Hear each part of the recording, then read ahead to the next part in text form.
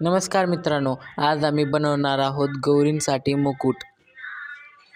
तर एका प्लास्टिकच्या डब्यावर आम्ही ग्लिटर पेपर ग्लूगनच्या साहाय्याने लावून घेतलेला आहे आणि त्यावर कलरचे स्टोन लावून घेणार.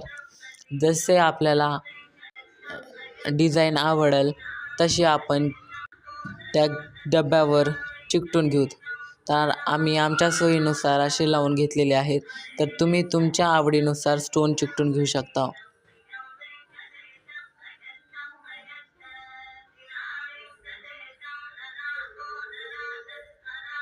बघा, मग आमचा मुकुट पूर्णपणे तयार झालेला आहे.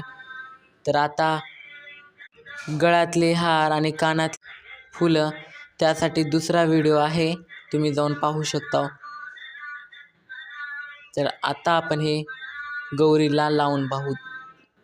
तुम्हाला ही गौरी कशी वाटली तुम्ही आम्हाला कमेंटमध्ये सांगा. बाय.